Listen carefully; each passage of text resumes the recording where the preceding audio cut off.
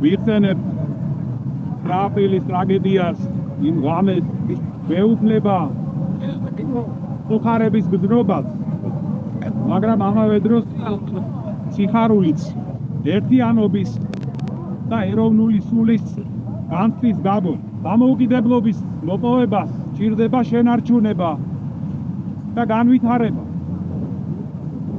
ამისთვის არ არის საკმარისი მხოლოდ გარეგნული პირობები იყოს, გქონდეს მხოლოდ პოლიტიკური დამოუკიდებლობა. ამისთვის ასევე ძალიან მნიშვნელოვანია, რომ ჩვენს მოქალაქეებს გქონდეს ეროვნული თავისუფლება, მოპოვებული, როგორც შინაგანი თვისება.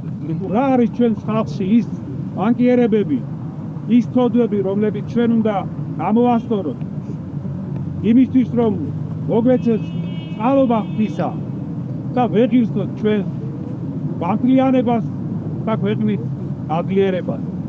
კიდევ ერთხელ მოვიცანიოთ 9 აპრილის დამოუკიდებლობის რენესტები და დები. ღმერთმა ათხოვნოს მათი სულები და ღმერთმა დალოცოს, გაამთლიანოს და გადაარჩინოს საქართველო. ამინ. ამინ. ამინ.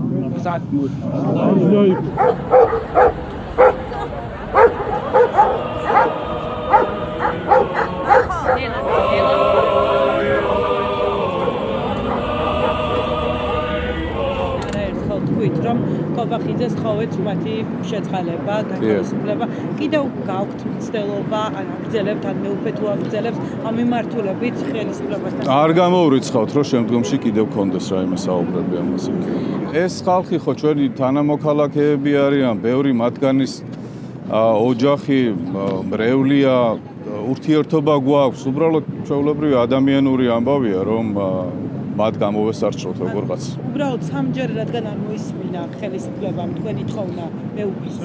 ამის ფონზე ვიძახი ისევ 7 გზის 70 ჯერ შეიძლება, ესე იგი ერთ და იგივე რამაზე ვითხოვოთ და ესე იგი თუ ვითხოვთ შეიძლება განგვეღოს მე.